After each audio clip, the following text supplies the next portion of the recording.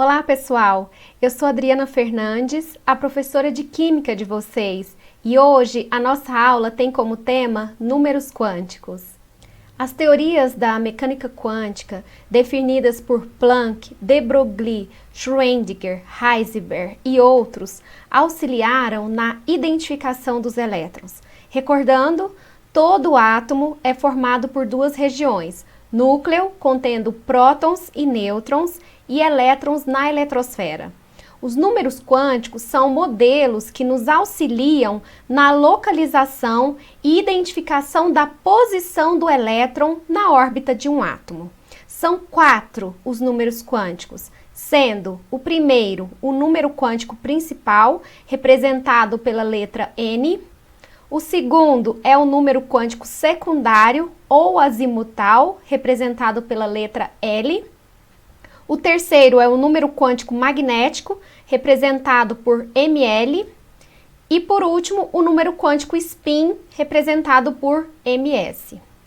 Número quântico principal é um número inteiro que representa os níveis de energia, que varia de 1 para o primeiro nível, 2 para o segundo nível e assim por diante até o infinito.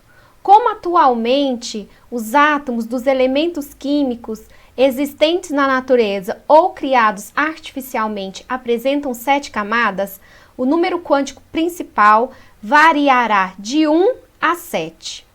Ressalto que esse número quântico ele foi deduzido independentemente por Bohr e Schrödinger pela fórmula E é igual a menos 2 π² vezes m vezes e à quarta potência vezes z² dividido por n² vezes h².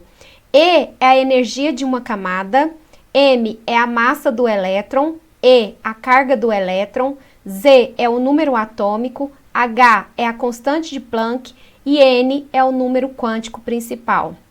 Como eu disse a vocês, nos átomos conhecidos, o número máximo de camadas é igual a 7. Então, o número quântico principal varia de 1 a 7. E à medida que afasta-se do núcleo, aumenta-se a energia da camada, do nível. Nós temos 7 camadas. Elas são representadas pelas letras K, L, M, N, O, P e Q. O cientista sueco Heisenberg definiu o número máximo de elétrons de cada camada, como sendo 2n². O número máximo de elétrons teórico e o número máximo de elétrons na prática sofre uma variação. Nós vamos considerar as quantidades de elétrons que foram determinadas na prática.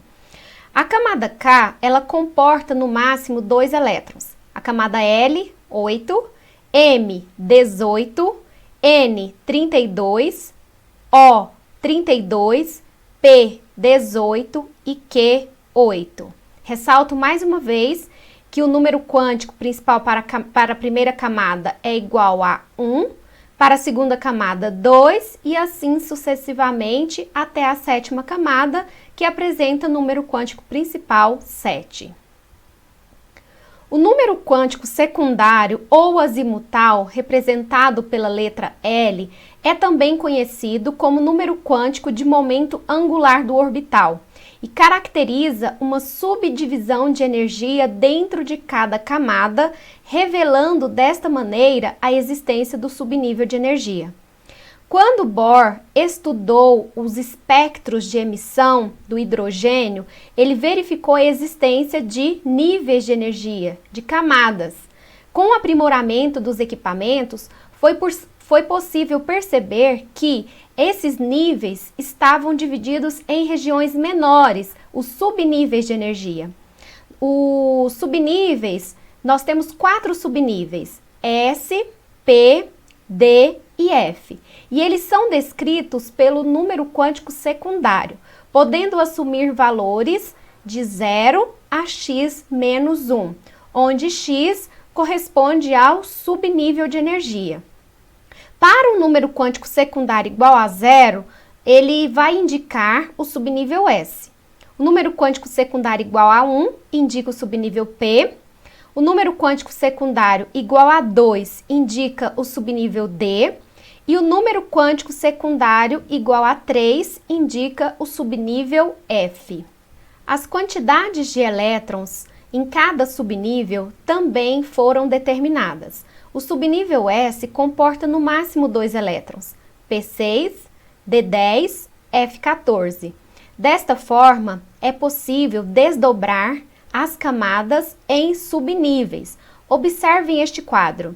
Aqui eu representei para vocês o número quântico principal nesta coluna, a sua camada correspondente com as quantidades de elétrons e o desdobramento das camadas em subníveis. Verifiquem que a camada K comporta 2 elétrons, portanto, terá apenas o subnível S com 2. A camada L comporta 8, então terá o subnível S com 2 e P com 6, porque 2 mais 6, 8. A camada M comporta 18 elétrons, então terá o subnível S com 2, P com 6 e D com 10, porque somando 2 mais 6, 8, mais 10, 18. A camada N comporta 32 elétrons, então terá o subnível S com 2, P com 6, D com 10, F com 14. Somando esses elétrons, teremos 32. A camada O também comporta 32 elétrons, portanto, também terão os subníveis S, P, D e F. Qual a diferença da camada N para a camada O? O nível de energia. A camada O pertence ao 5º nível, enquanto a camada N pertence ao 4º nível.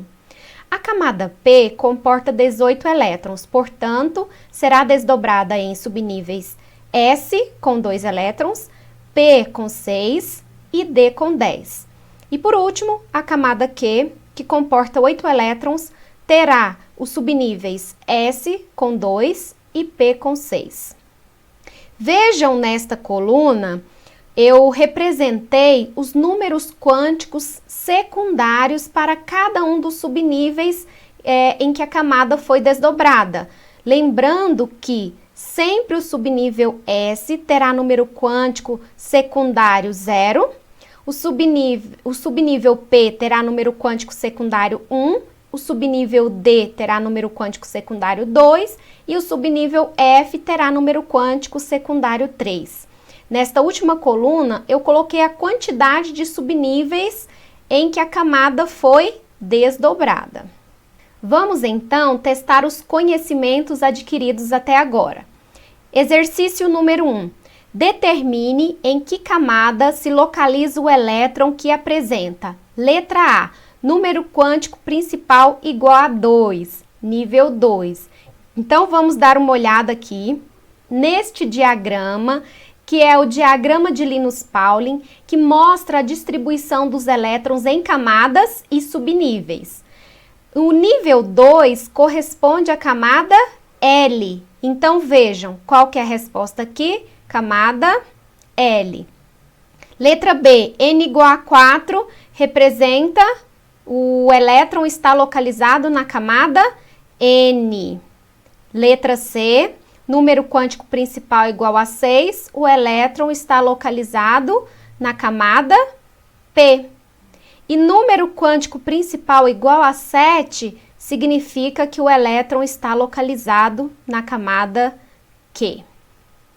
Exercício número 2. Indique a camada e o subnível em que se localiza o elétron que apresenta os seguintes números quânticos. Letra A. Número quântico principal igual a 2, corresponde à camada L. E quando, vou colocar aqui uma vírgula, o número quântico secundário é igual a 1. Temos que lembrar que o número quântico secundário igual a 1 corresponde ao subnível P. Letra B. Número quântico principal igual a 4 corresponde à camada N. E número quântico secundário igual a 0 corresponde ao subnível S. Número quântico principal igual a 6 corresponde à camada P. E o azimutal, número quântico secundário ou azimutal igual a 3, corresponde ao subnível F. Por último, letra D. Número quântico principal igual a 3 corresponde à camada M. E o número quântico secundário igual a 2 corresponde ao subnível D. O número quântico magnético caracteriza o orbital em que existe a probabilidade de se encontrar o elétron. O número quântico magnético assume valores positivos e negativos. Vejam as representações dos orbitais S, P, D e F. O subnível S, ele terá um orbital esférico. O P apresentará 3 orbitais, como vocês podem ver aqui na figura. O D, 5 e o F, 7. Eu ressalto que cada orbital pode conter no máximo 2 elétrons com spins opostos. Como a representação do orbital, o desenho, ele é um tanto complicado de ser feito, os químicos, eles representaram os orbitais através desses quadradinhos. E a quantidade de orbital de cada subnível pode ser calculado através da fórmula 2L mais 1, onde L é o número quântico secundário. Vejam, quando o número quântico secundário for igual a 0, correspondendo ao subnível S, teremos quantos orbitais? 2 vezes 0 mais 1 é igual a 1 orbital. O subnível P terá quantos orbitais? Vamos ver. Número quântico secundário igual a 1, portanto, 2 vezes 1 mais 1 igual a 3. Então, teremos 3 orbitais. Vejam. O subnível D, com número quântico secundário igual a 2, terá 2 vezes 2 mais 1 igual a 5. Portanto, 5 orbitais.